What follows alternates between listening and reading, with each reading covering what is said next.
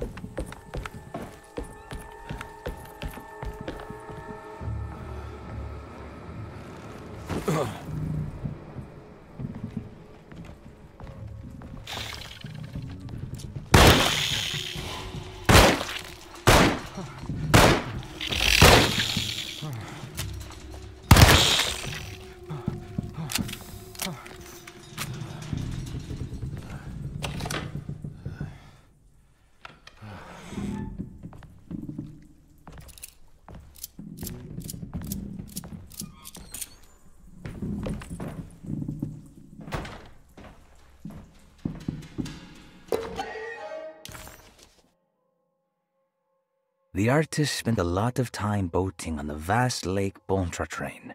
Poetry, painting, photography, everything seemed to become better by the shimmering water and the opalescent sky. One night, as the sailors returned to Darceto, they found a masquerade ball taking place. It must have been Perosi and Nora who invited their friends from the theater. The sailors quickly fashioned masks out of plaster of Paris and joined the festivities. They enjoyed themselves for hours before realizing time was not passing, nor could they find their friends. As they began to worry, they demanded that the guests unmasked, but they could not, because they were not wearing any masks.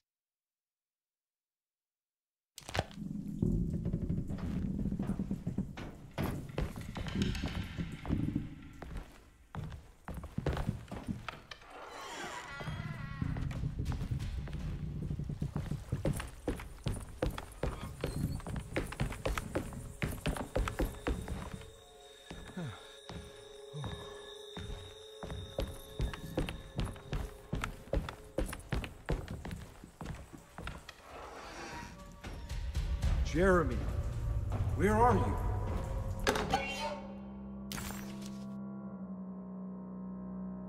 There are many ways to cross a threshold. The easiest one is being invited. A door swung open, leading you inside. Another is sleep, hypnosis, or even sudden fright. There are those who fold spaces that challenge Mobius, or jump through angles that defy Euclid. If you learn to properly use your talisman, you could go anywhere. You wouldn't even need to rely on the fluttering wings of the shrieking Biakis.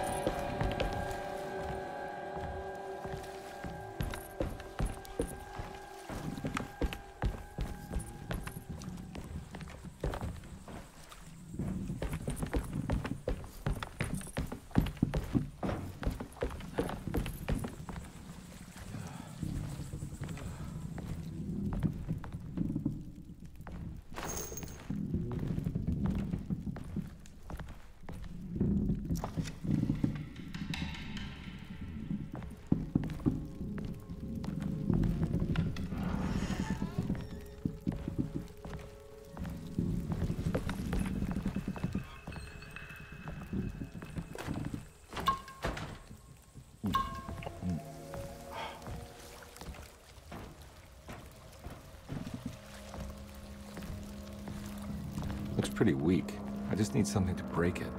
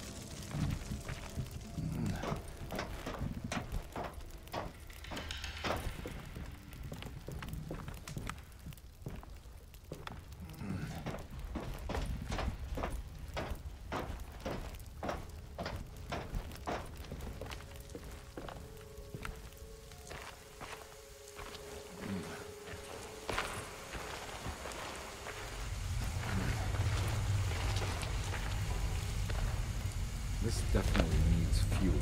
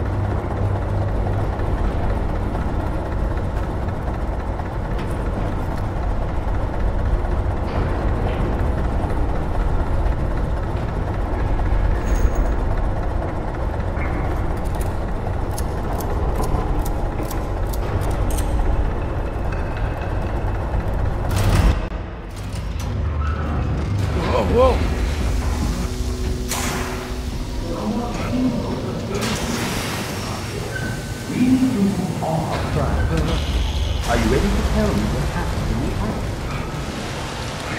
I put a rope around my neck, and then I strangled all the life from my body. Are you under the impression that you died? Yes. No. I was supposed to die. What does that mean? That you were supposed to die? I'm the catalyst. I had to die to make the story happen. What story? What are you referring to, Jeremy?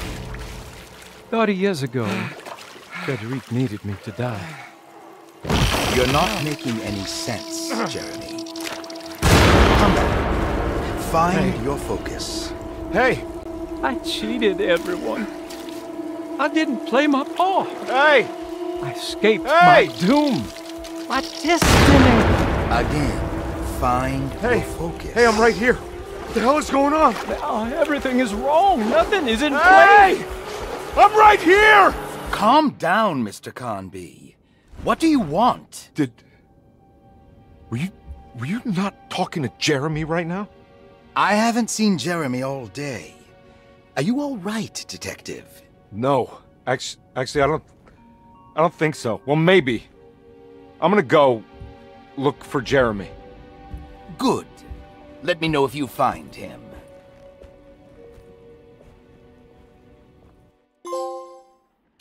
That was Jeremy's self-deceit? A steamboat stuck in the mud? I'm not gonna pretend I understand any of that. What a bunch of psychoanalytic nonsense.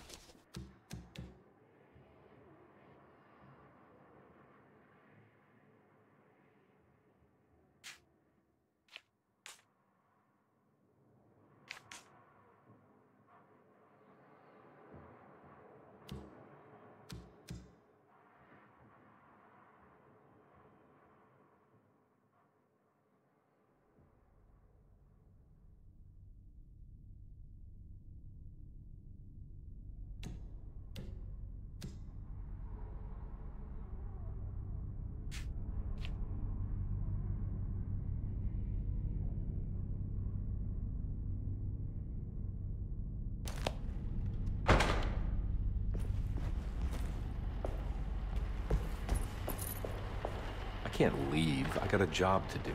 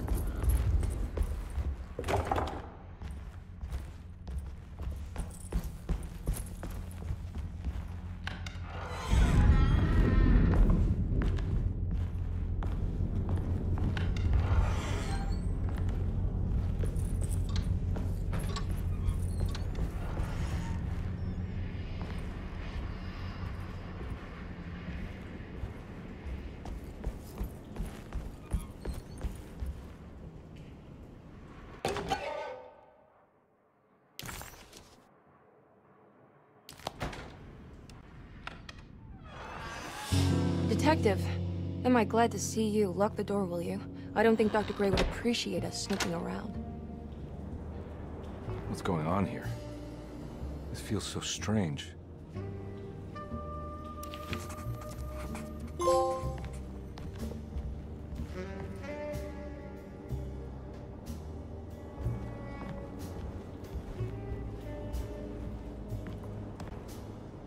Have you found anything?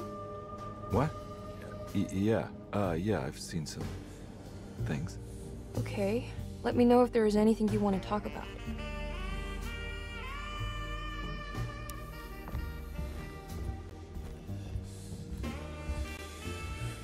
You don't find this place Strange? Derceto is certainly one of the stranger places I've been to.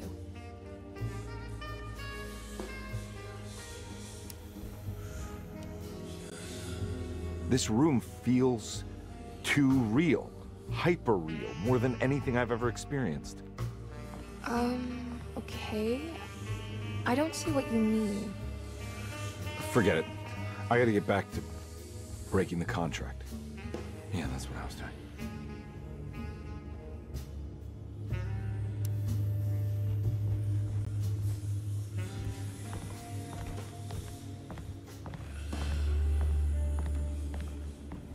There's a book missing.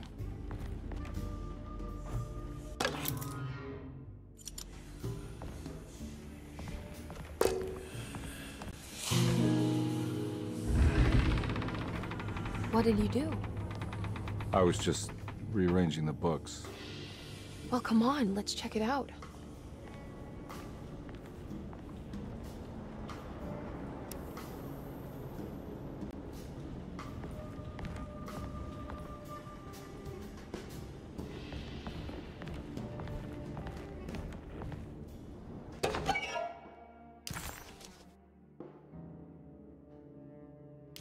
Nice.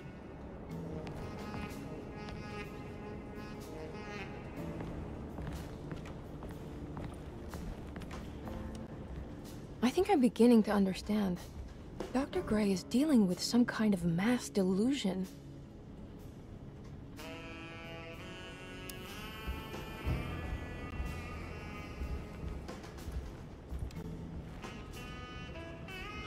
What were you saying about mass delusion?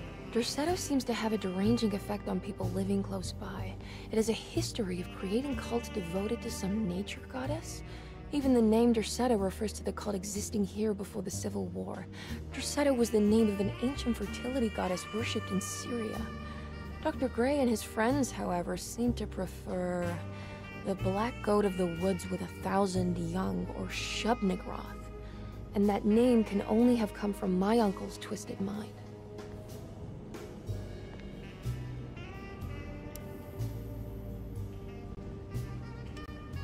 You think all of them are in this cult business? Even Jeremy? I'm not sure any of them have a choice at this point. We just need to find a way to stop all of this.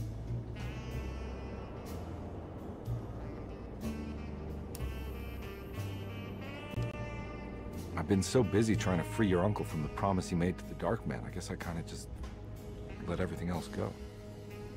Don't worry, Detective. I feel like we're close. I'm sure Jeremy will turn up. If he is part of the cult, he wouldn't want to miss the Feast of St. John. I just need enough information to make him see the truth. I hope you're right, but I doubt he'll show up. Not as long as the Dark Man's got him hiding.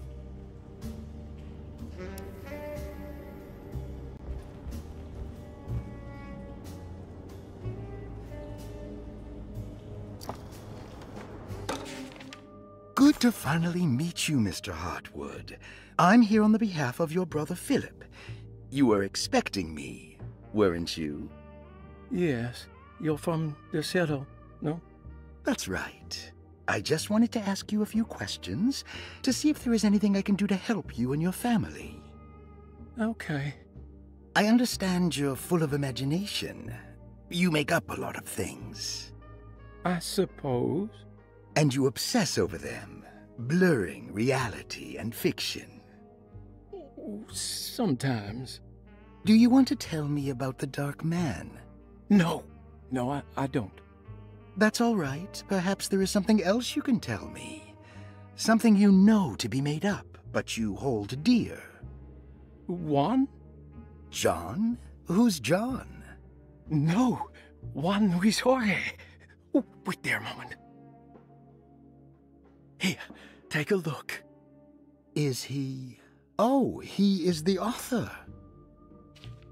It's a magnificent book. Life-changing even. The real Juan is long dead, but I like to think of him as my friend. My most beloved friend. I see. Do you often do this? Fantasize about people you read about? No. Well, there is Jacob. Who is Jacob? Turn to the last page. Oh, it's a newspaper article. The prisoner of ice, Jacob van Ostad. Is he also your beloved friend? Oh no, Doctor. Not at all. He is the fire that fights fire. Yes, I think it's clear your overstimulated imagination, this mania, needs to be tempered for you to live a normal life. I know your family calls it the Heartwood Curse, but I want you to know that there is nothing supernatural about your condition. It's all inside your head. And with that, I'm very qualified to deal with. In time, you will be cured. In time. Yes, in time we will exorcise all your demons, all the dark men. Yeah! Please, Mr. Heartwood, calm yourself. What happened? Oh, don't you worry your little head about it, Miss Heartwood. Your uncle and I just had our first breakthrough.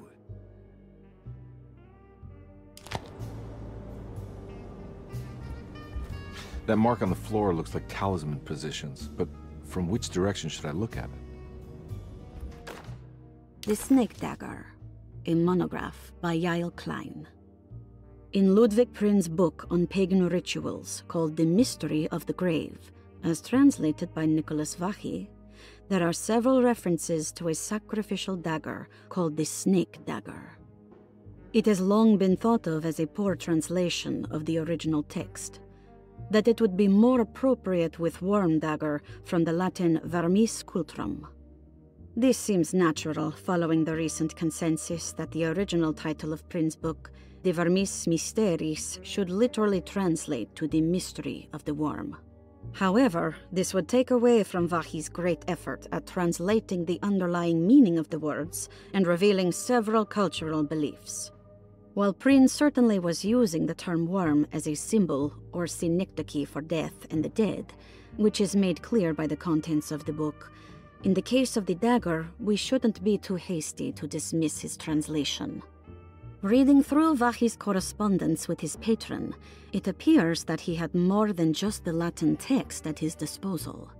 Vachy had dug up Prin's living relatives and uncovered several cross-referenced historical texts and an actual snake dagger. The dagger was dated to the early Middle Kingdom of Egypt and had such a clear shape of a wave that Vachy considered calling it the sinusoidal blade. Knowing the full story, it seems prudent that he chose to translate it as snake and not worm. There are several reasons why this choice of word helps us understand the pagans that Prin's book attempts to describe. The symbolic value of the shape becomes more apparent when reading about the use for the dagger. In the passage of possession and exorcism, we find the snake dagger poisons the poisoner within the victim and is therefore pacified. Where the literal text would tell us that the worm dagger trumps the demon possessing the victim, it tells us nothing of their reasoning, only that somehow this dagger wins against the demon, like it had the better hand in poker. Vachy's translation allows us to follow the underlying logic to the ritual magic that is being performed. Poison the poisoner sounds like fighting fire with fire. That to hurt the demon possessing its victim, the priests would have to fight back with a power that is known to the evil they are fighting.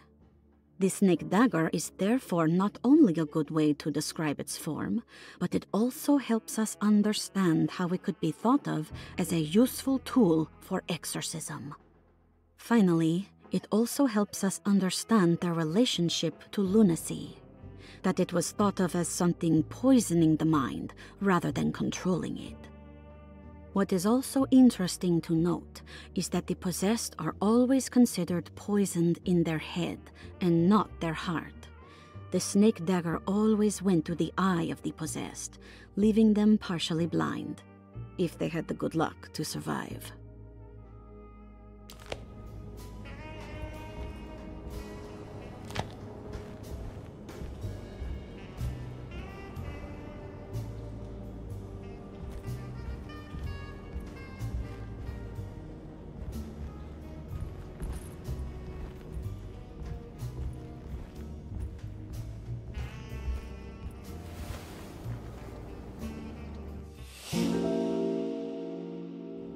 Huh.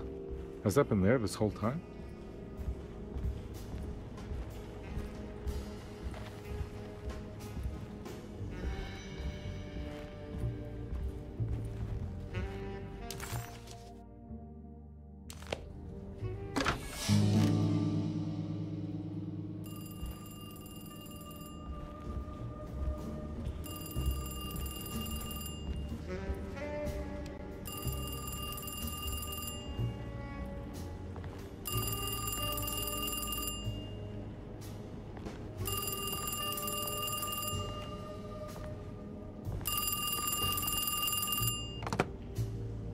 Hello? Detective Carnby? Who is this? Jeremy? Jeremy is with the Dark Man. You can't save him. Well, I've done everything he wanted so far, and there's just one more thing on the list. I expect him to keep his promise and return Jeremy unharmed. Get out, Detective. While you still can.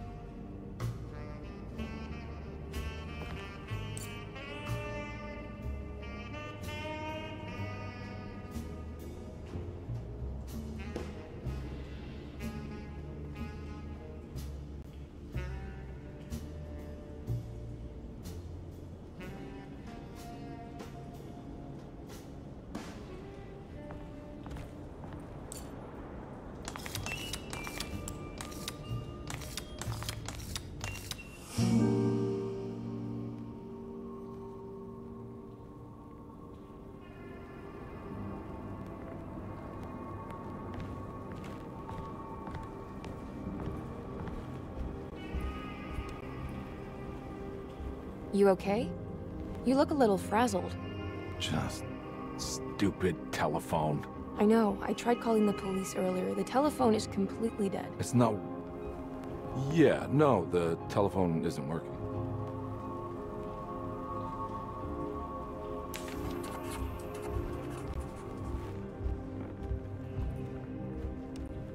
Miss Hartwood, I think you're gonna want to see this. Is there something in the closet? Yeah, there is. You don't see the very obvious gate leading to whatever Jeremy's madness is serving up next? I don't understand. Are you making some kind of fashion metaphor? I'm sorry, I don't have time for this. Can you just tell me what you're doing? You don't see this. It's fine. It's fine. Catch you later. Are you going inside the closet? Yeah. You got a problem with that? No. Do what you think is right, Detective. Sorry, I didn't mean to. Goodbye, Miss Hartwood.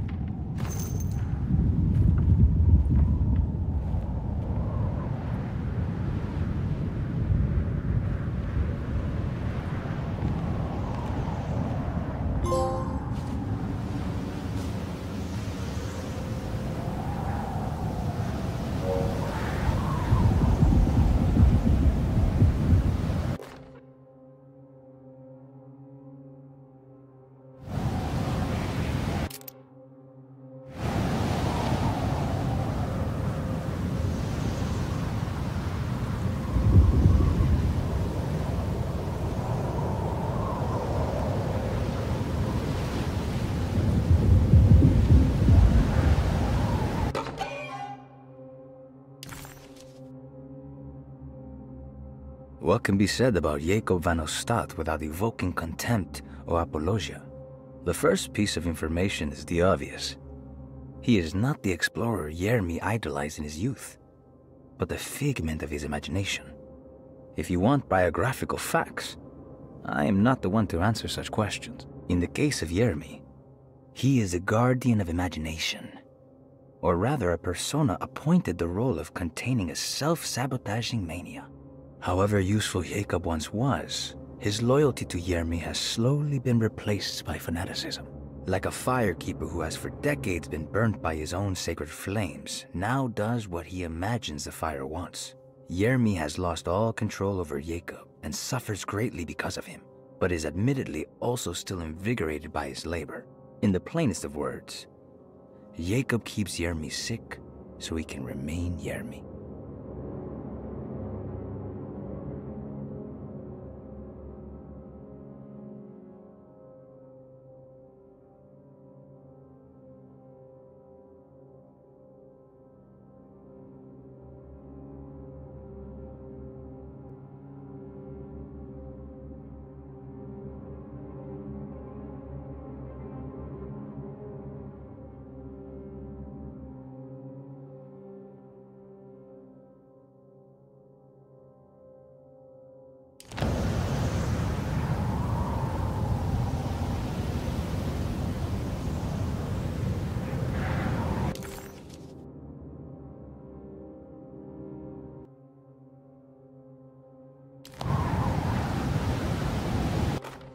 We found the ancient stellarium perched on a cliff facing the Arctic Ocean after a day of sailing due north of the Eskimo encampment.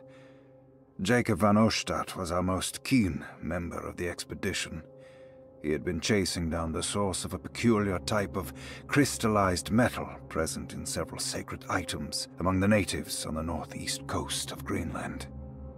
The site was a remarkable find for any explorer, and we were all enraptured in our search for enlightenment and meaning. The surviving architecture seemed almost unearthly in origin and astonishingly sophisticated. The metal Jacob was searching for was abundant, almost ubiquitous. We were so taken by our find that we were surprised by the sun falling below the horizon. As we quickly picked up our gear, ready to head back to our camp, Jacob van Ostad declared that he wanted to stay. He was adamant. We begged him to reconsider. The night would be getting colder by the hour, and we feared for all our safety. Jacob refused, threatening us with violence if we wouldn't leave him alone. As the snowfall turned heavier, we left him there on his own. The next day, the weather became worse, and we had to spend hours enforcing our shelter as our tents became increasingly useless. The group had written off Jacob, thinking he must be dead.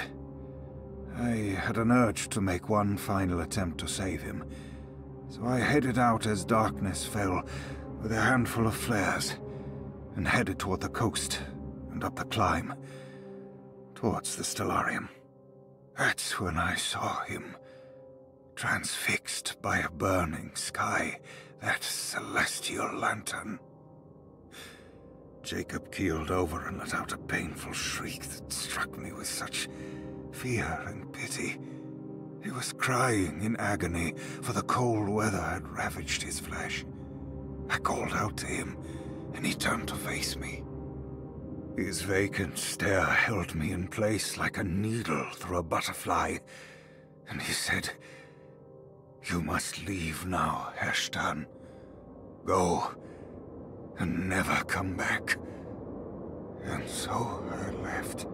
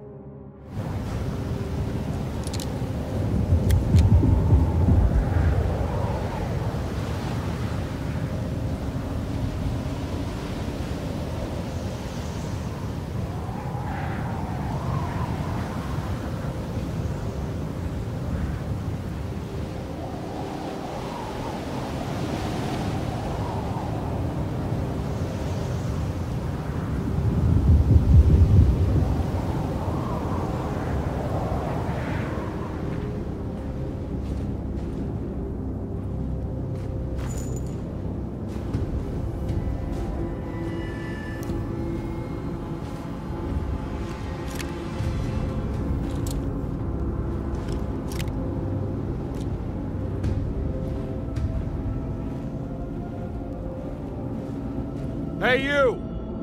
What are you doing here? What is this place? Turn back, Detective. You're not wanted here. Whoa, take it easy. I'm not your enemy. Oh, you're wrong, Detective. You're wrong.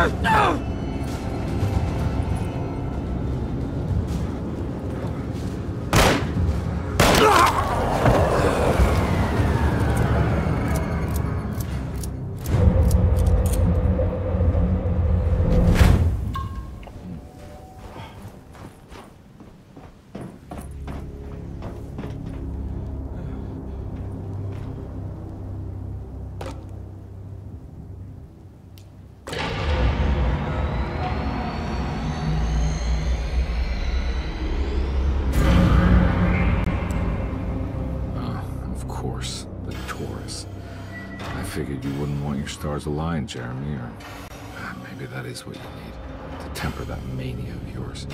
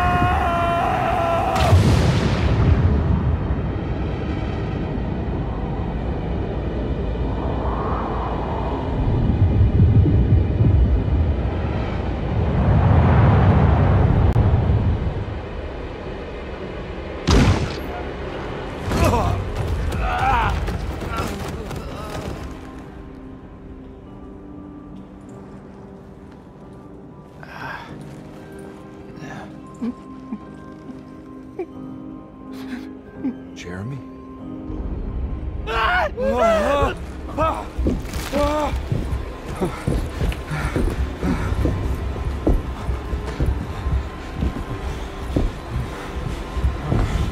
did everything!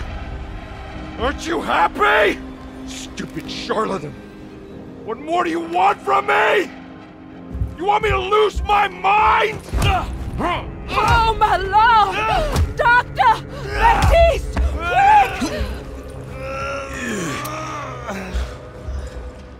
Jesus. What were you thinking, compadre?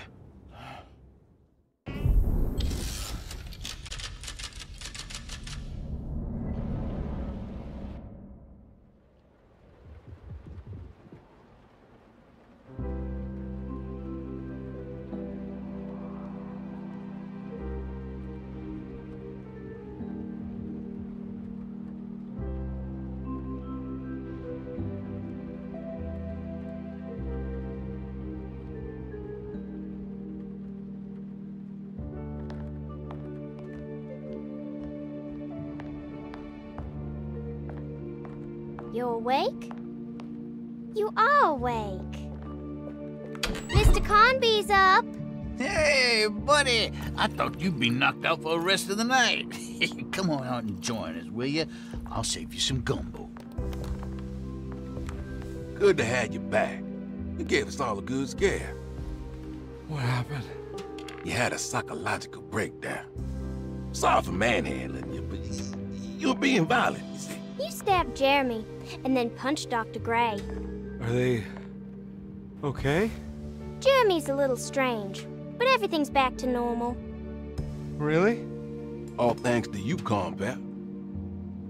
You want to try standing up?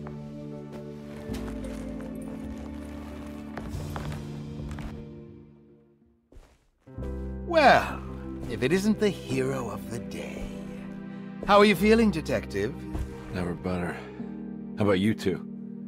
Hey, Jeremy, I didn't do too much damage, did I? Things are fine. Very quiet. What's up with him? Painkillers? No. You see, despite you having the finesse of a one-eyed butcher, you managed to lobotomize dear Jeremy. I did what? It's actually quite impressive. It's not like I hadn't considered it myself. I just wish Jeremy could have been helped without reducing his personality to that of an oyster. But he's gonna live. Of course. As long as someone keeps feeding him, he'll outlive the best of us.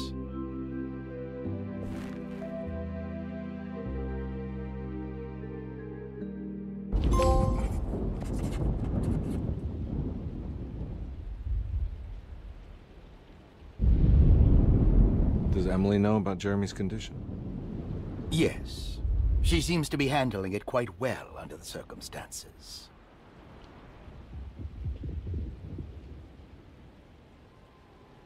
Does she still want to take Jeremy away from Derceto? I will have to insist that you do. This is not that kind of institution.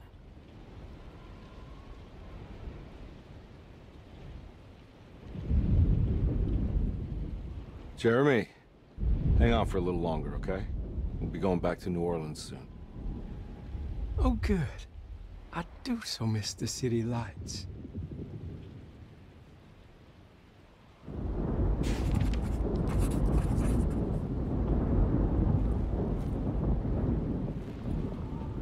Case closed.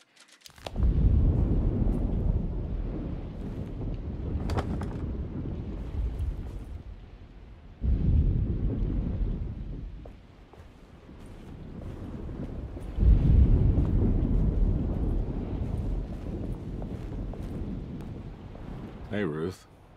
Glad to see you made it back to Derceto. You too, Detective. Make sure to stay for the festivities. It's no Mardi Gras, but it ain't bad.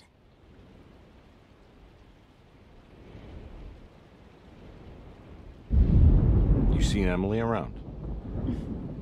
I saw her packing some things into that old jalopy you arrived in about an hour ago. I'm sure she hasn't given up on you yet.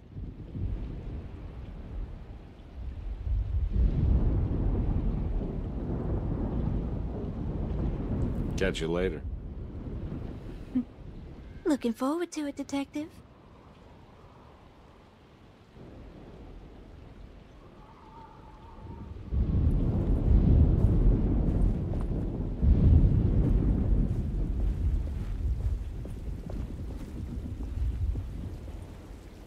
Good to see you back on your feet, Detective. Have some gumbo. Thanks.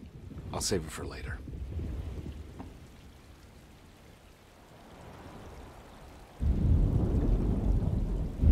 Seems like everyone's in a pretty good mood. The Eve of St. John is the most important date of the whole year.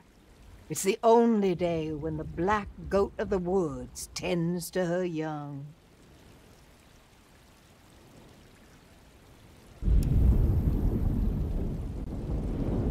I'm gonna go look for Emily. Don't worry about her. She wouldn't leave without you, would she?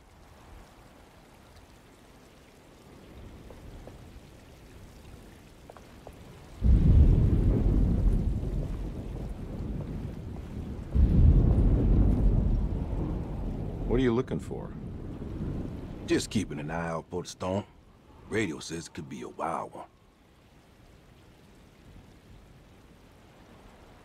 You don't know where Emily is, do you? She's packing some of Jeremy's things. Said she wanted to take them away. I'm sure she'll come and get you when she's ready.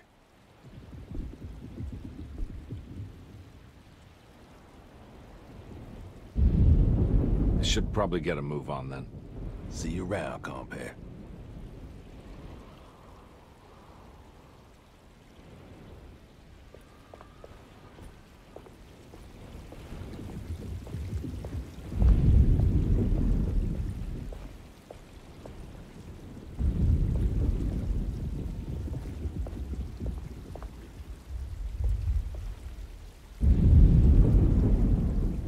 That is one impressive tree.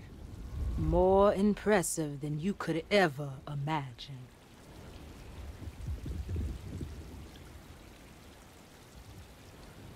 So how does this all work? You dance around chanting? For the ritual, I mean? Stay and find out, Detective. It might just do you good.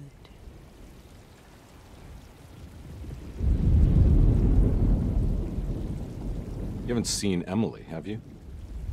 No, Detective. I haven't.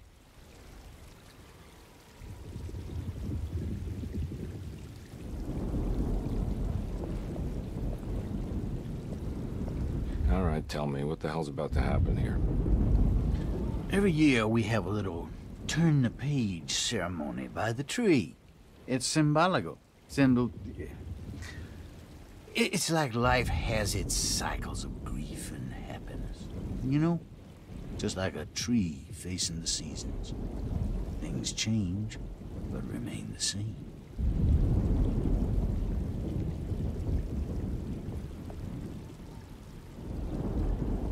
So this is basically New Year's Eve, but with a tree metaphor. Exactly. You're so smart. It's about starting again. I mean, who could use a positive message like that more than a bunch of lunatics like us?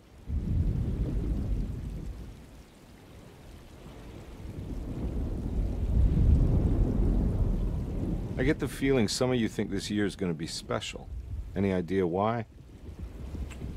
Well, we got some new words, thanks to your buddy Jeremy, and some other changes to the program. Let's just say we're all in this year.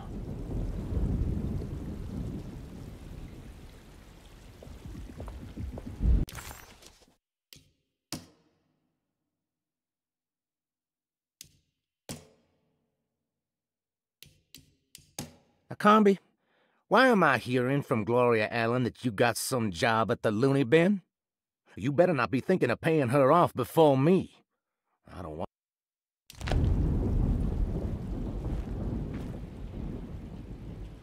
Hey, kid. What are you up to? Preparing for the ceremony. I don't want to disappoint Mother.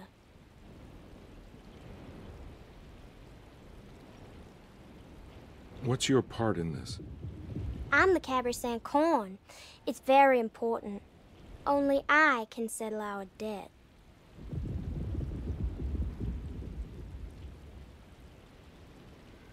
You know, I had my doubts, but you are in the right place, Grace. I think you might be right.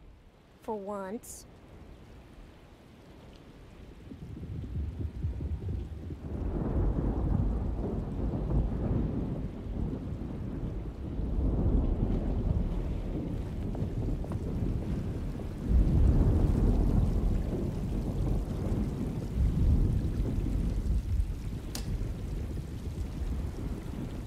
Everyone knows what to do?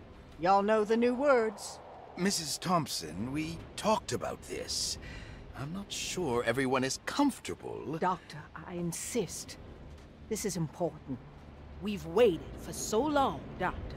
Let's just go with the old song. Not every change is an improvement. Boss, good or bad, we need to move forward. All in, Doc. Let's bet it all.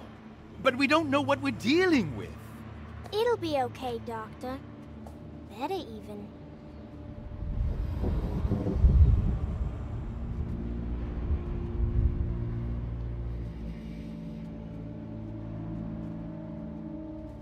Ever there praises and abundance to the black goat of the woods. Hear us, brother. Take pity on us. Take pity on us. Ever Hear there us, praises Mother, and and abundance to the black goat of the pity woods. on us. Hear us, Mother, and take pity on us. Take pity on us. And take pity.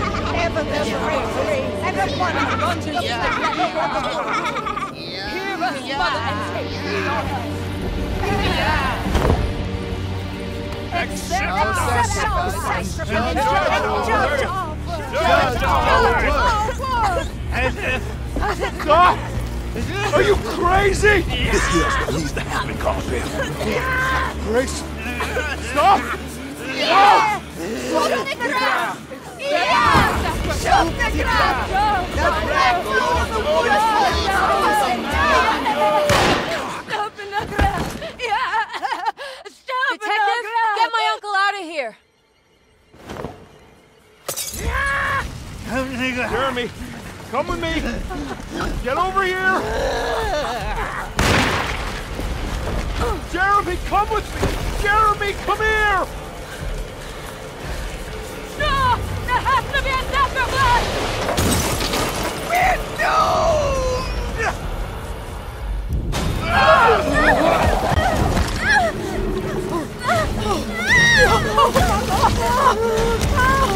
We're Jeremy! Come on.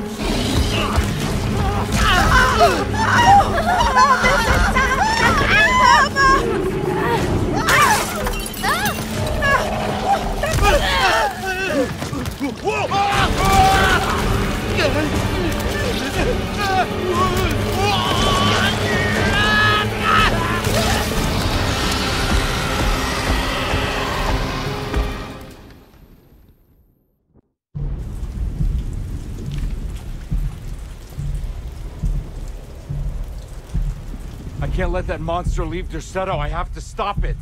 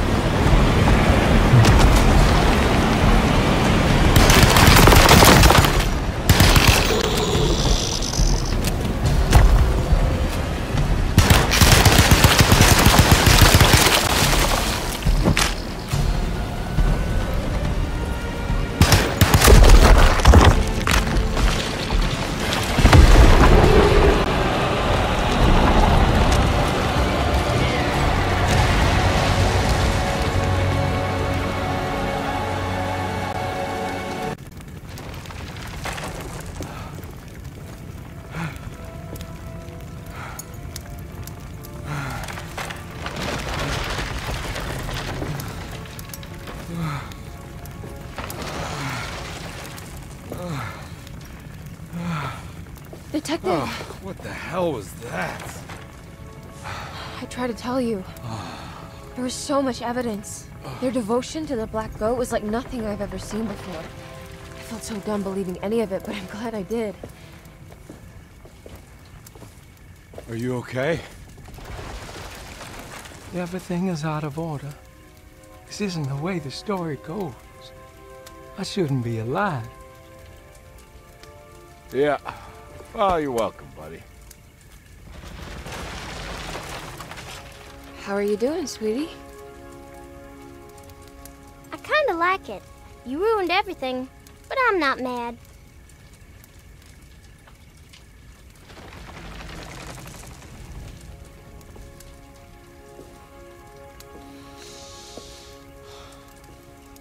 All right, you ready to head back to New Orleans? Come on, Jeremy. We're leaving. Can I come? I thought you said you didn't need saving. Don't leave her. She's important. Of course we're taking her with us.